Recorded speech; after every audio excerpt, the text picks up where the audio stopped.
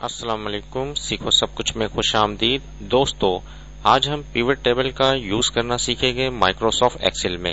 इस वक्त हमारे पास एआर ट्रेडर प्राइवेट लिमिटेड की एक्सपोर्ट सेल्स रिपोर्ट है, जिसमें date, product, country, unit price, quantity और अमाउंट दिया गया है। आप यहाँ देख सकते हैं कि डिफरेंट प्रोडक्ट्स है और डिफरेंट कंट्रीज में सेल्स हो रही है और उनके डिफरेंट क्वांटिटीज दी हुई है और डेट वाइज में 2012 का, 13 का, 14 का, 15 और 16 का डेटा मौजूद है इस वक्त हमारे पास।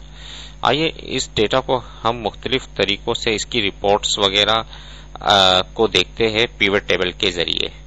पिवट टेबल को यूज करने के लिए आपको सबसे पहले इंसर्ट पर पिवट टेबल पर क्लिक करना होगा। इस वक्त देखिए दो ऑप्शन है, पिवट टेबल और पिवट चार्ट। आप पिवट टेबल पर क्लिक कर दीजिए और यहाँ से रेंज बता दीजिए कि रेंज आपकी कौन सी है।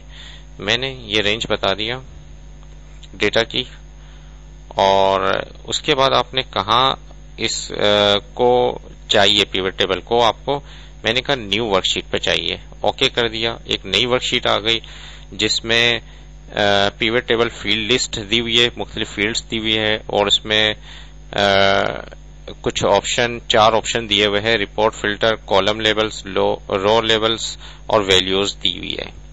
आइए देखते हैं इनको यूज कर के रो लेबल्स क्या है। अगर अब मैं प्रोडक्ट को जैसे ही क्लिक करता हूं तो मेरी प्रोडक्ट जो है वो रो लेवल में आ गई है।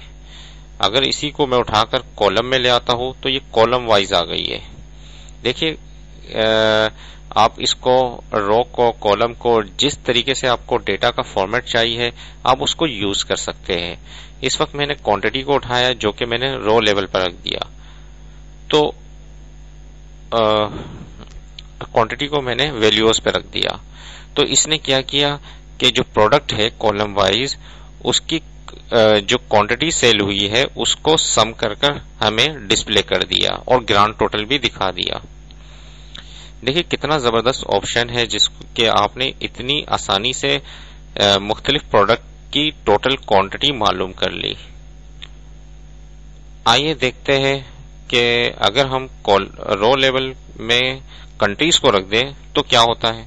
अब देखें कि कनाडा में जो हार्ड डिस्क है वो 20 सेल हुई और मॉनिटर 50 और टोटल 70। फ्रांस में यानी कि कंट्री वाइज क्या है, हमने प्रोडक्ट जो सेल की है उसका पूरा डेटा डिस्प्ले हो गया। अगर मैं प्रोडक्ट को यहां ले आऊं रो लेवल में तो देखें क्या हुआ कि पहले कंट्री शो हो रही है और उसके बाद क्या है, प्रोडक्ट शो हो रही है कि कनाडा में 70 प्रोडक्ट टोटल सेल हुई है, हार्ड डिस्क जिसमें से 20 है और मॉनिटर 50 है। इसी तरीके से फ्रांस में जो टोटल सेल हुई है 145 है, जिसमें सीपीयू, कीबोर्ड, माउस और स्पीकर है।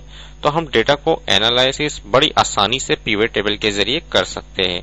आइए देखते हैं, अगर मैं इस वक्त क्या है कंट्री और प्रोडक्ट है, अगर मैं प्रोडक्ट को ऊपर ले आऊं तो क्या होगा कि सीपीयू जो है 105 सेल हुआ है, फ्रांस में 75 और यूके में 30। तो देखिए डिफरेंट रिजल्ट्स यानी कि डिफरेंट आप फॉर्मेट को या डिफरेंट क्राइटेरिया को आप यूज कर सकते हैं या फॉर्मेटिंग कर सकते हैं डिफरेंट तरीके से। तो इस तरीके से कॉलम्स में मैं ले आता हूं डेट को उठाकर, अब ये डेट वाइज आ गया। इस तरीके से मैं अगर रो को, कंट्री को रो में ले आता हूं और डेट को रो लेवल में, तो क्या हुआ कि प्रोडक्ट शो हो रही है और डेट क्या है रो में शो हो रही है और कंट्रीज जो है वो यहां बताया जा रहा है कि अगर 9 जुलाई को जो प्रोडक्ट सेल हुई यूके में 30 हुई। इसी तरीके से अगर मैं कंट्री को हटाना चाहता हूं तो मैं बाहर की तरफ ड्रैग करूंगा तो कंट्री हट गई। अब मैं डेट को ऊपर ले आता हूं और प्रोडक्ट को नीचे, तो क्या हुआ डेट वाइज जो है वो प्रोडक्ट सेल हुई है वो बता रहा है।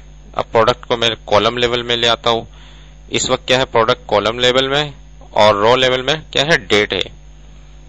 देखिए कितनी आसानी से मैं डेटा को डिफरेंट सिनेरियो में, डिफरेंट फॉर्मेट में, डिफरेंट रिपोर्ट्स में डिस्प्ले कर सकता हूं। अब आइए देखते हैं कि इस वक्त डेट आ रही है। अगर मैं डेट को मुझे चाहिए सिर्फ कि कौन से ईयर वाइज अगर मुझे टोटल चाहिए तो मैं इसको किसी भी सेल को सिलेक्ट करूंगा राइट क्लिक कर ग्रुप पर आता हूँ। ग्रुप में मैंने बता दिया कि मुझे जो डेट है वो ईयर वाइज चाहिए। मैंने मंथ हटा दिया, ईयर वाइज। तो मेरे पास डेटा 2012 में जो कीबोर्ड सेल हुआ 10, मॉनिटर कितना सेल हुआ 80 और माउस 20 और टोटल क्या है 110। और 2013 का रिकॉर्ड आ गया, 14 का आ गया, 15 का, 16 की सेल्स रिपोर्ट आ गई। तो देखो कितनी आसानी से मैंने ईयर वाइज डेटा को टोटल करवा लिया। अब इसको मैंने राइट क्लिक किया, ग्रुप में आया और मैंने कहा मंथ और ईयर ये दोनों को डिस्प्ले करें। तो ईयर आया और उसमें जो मंथ है उस मंथ वाइज हमारे पास डेटा डिस्प्ले हो गया कि 2012 में जनवरी, अप्रैल, जुलाई और अक्टूबर में क्या क्या सेल हुआ, 2013 में जनवरी, अप्रैल, जुलाई और अक्टूबर में क्या क्या सेल हुआ। इसी तरीके से मैं राइट क्लिक कर ग्रुप में आता हूँ। यहाँ मैं क्वार्टर अगर मुझे चाहिए, क्वार्टर और ईयर चाहिए, दो चाहिए, ओके कर दिया। अब क्या हुआ 2012 में क्वार्टर 1 में कितना सेल हुआ और क्वार्टर 2 में, क्वार्टर 3 में और क्वार्टर 4 में क्या क्या सेल हुआ, तो कितनी क्वांटिटी सेल हुई वो मुझे डिस्प्ले कर दिया। तो देखिए कितना जबरदस्त ऑप्शन है पिवट टेबल कि आप मुख्तलिफ सिनेरियो में मुख्तलिफ डेटा को डिस्प्ले करवा सकते हो। अब मुझे डेट नहीं चाहिए तो मैंने इसको बाहर की तरफ ड्रैग किया तो मेरे पास ईयर वाइज हो गया और प्रोडक्ट यहां आ गई। और अगर मैं इसको भी ड्रैग कर देता हूं, इस वक्त क्या है सिर्फ प्रोडक्ट आ गई और यहां से मैंने कंट्री को नीचे की तरफ ले लिया तो कंट्री का भी डेटा मेरे पास डिस्प्ले हो गया। तो कंट्री वाइज सेल्स मेरे पास आ गई और डिफरेंट प्रोडक्ट्स की। इस तरीके से इस वक्त क्या है सम ऑफ क्वांटिटी है। इस तरीके से अगर आपने अमाउंट को भी सम करना है तो अमाउंट पर क्लिक कर दीजिए। तो इस वक्त क्या है पहले क्वांटिटी आएगा, फिर उसके बाद उसका अमाउंट आएगा। क्वांटिटी आई और उसके बाद अमाउंट आ गया।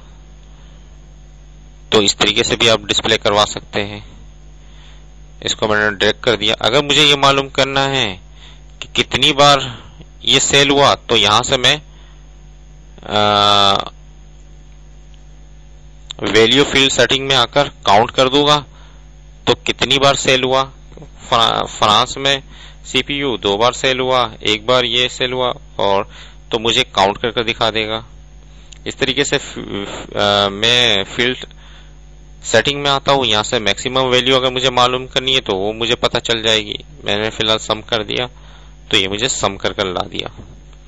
तो देखिए कितना जबरदस्त ऑप्शन है पिवट टेबल का। आप मुख्तलिफ तरीकों से मुख्तलिफ सिनेरियो में इसको यूज कर सकते हो। इस वक्त मैं फिल्टर लगा देता हूं कंट्री वाइज। अब फिल्टर क्या होता है ये देख लीजिए। और मैंने यहां जो है डेट को ले आता हूं। अब date wise quarter wise data मेरे पास आ गया है और मैंने फिल्टर लगाया है कंट्री पर। तो यहां से मैं देख सकता हूं जो मैंने फिल्टर लगाया है। मैं ऊपर की तरफ आता हूं, इस वक्त कंट्री वाइज फिल्टर लगा हुआ है। तो इसको मैंने देखा कि मुझे सिर्फ कनाडा का रिकॉर्ड चाहिए तो कनाडा पे क्लिक कर दिया तो सिर्फ कनाडा का रिकॉर्ड आ गया।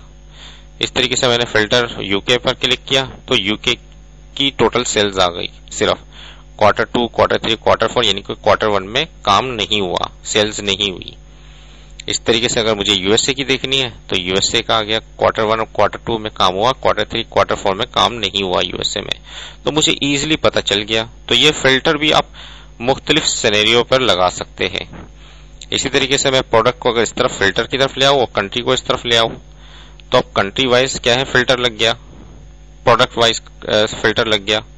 अब आप देख लिए कि मुझे सिर्फ हार्ड डिस्क चाहिए, ओके किया तो सिर्फ हार्ड डिस्क का डेटा आ गया। अब ये क्वार्टर मुझे नहीं चाहिए तो मैं ग्रुप में आकर इसको मैं कर दूंगा मंथ और ईयर, ओके कर दिया। तो आपके पास एक डिफरेंट सिनेरियो आ गया। बाहर की तरफ क्लिक करूंगा तो मेरे पास ये रिपोर्ट्स आ गई है।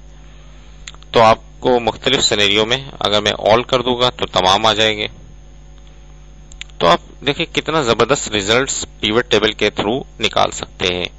उम्मीद है कि ये वीडियो आपको बहुत पसंद आई होगी। लाइक और सब्सक्राइब करना मत भूलिएगा। दोस्तों आप मेरे चैनल को सब्सक्राइब जरूर कीजिए ताकि कोई नई वीडियो आए तो उसका नोटिफिकेशन आपको मिल जाए। Thanks for watching. Allah Hafiz.